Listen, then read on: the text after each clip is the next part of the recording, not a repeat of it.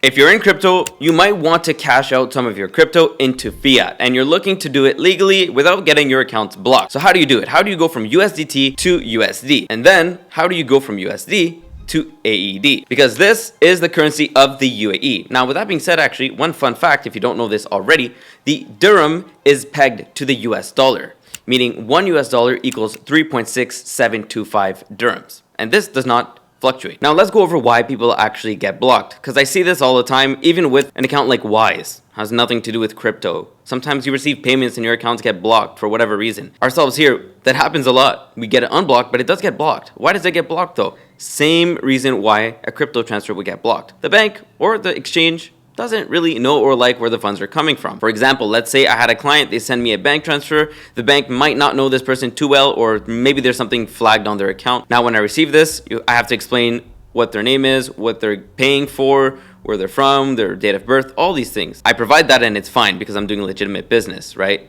But it's getting blocked regardless. And that's something you want to get removed from your life. You don't want to have to deal with blocks. And same thing with crypto, right? If you're receiving crypto from odd sources, this is going to happen, right? If I got a bank transfer from Apple, the company Apple, I'm not getting any blocks, right? It's Apple. Everyone knows Apple. So same thing with crypto. If you're getting crypto transfers from individuals, this is a really easy way for your account to get blocked. And I say this because one of the more popular ways to cash out crypto until now is P2P. Technically, it is compliant. However, the bank doesn't like this, right? So what is P2P? P2P means peer-to-peer. So for example, let's say you go to Binance. Let's say you cashed out $1,000, okay? You cash that out. Joe Schmo sends you $1,000 and you give them 1,000 USDT. Great. But the bank doesn't like Joe Schmo. Joe Schmo did some funny business 2 months ago with someone else. Now they're asking you, where are these funds coming from? Blah, blah, blah, all these things. And in some cases, not to fearmonger, but the reality in some cases, even the police can get involved saying, why did you get money from this person? Even though you have the transaction proofs in Binance, etc. Who knows that you didn't orchestrate it through the exchange to make it seem like you were not a part of it, right? So you never know. So that's why people don't like P2P anymore. I do not like P2P.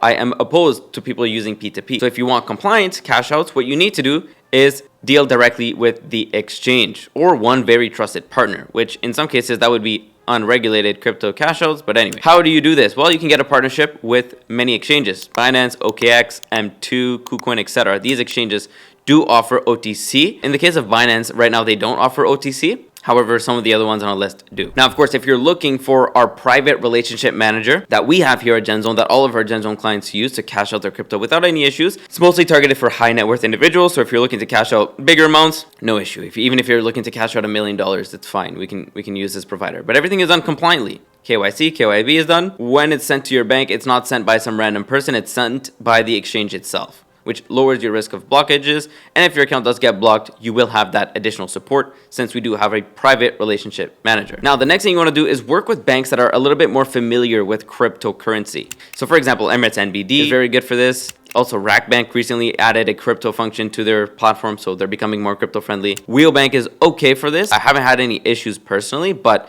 they don't allow direct cash outs to their bank with some exchanges. So the best option would be Emirates NBD. Again, here at GenZone, with any setup you do with us, we can help you get this Emirates NBD personal bank account so that you can go ahead and cash out your crypto. Now, on one of our recent videos, I had a client mention, oh, Kevin, you can't guarantee that your accounts will not get blocked. And I agree with you. I cannot guarantee this. However, if you're doing it in the best way possible, the most compliant way possible, it lowers the chances of getting blocked. Now, going over our own case studies, because I didn't just start promoting this right when we started doing this, I've waited a long time to get this partnership in place, go through many transactions with high level volume, and then now I'm starting to promote it. So let's go over some of our own case studies. I've had some clients send millions of dollars without any issues at all. Because the reality is, if you are compliant, the bank does want to support you. You just have to stay inside the legal playing field. If you're doing things illegally shady, okay, it's going to be an issue to prove things. Even though, to be honest, you can probably still prove it. But the best thing to do is stay as compliant as possible so you build that relationship with the banks, right? That's what you want to do. So, of course, if you're looking to cash out crypto in Dubai, do it the right way. Make sure you're doing it compliantly, because if you do it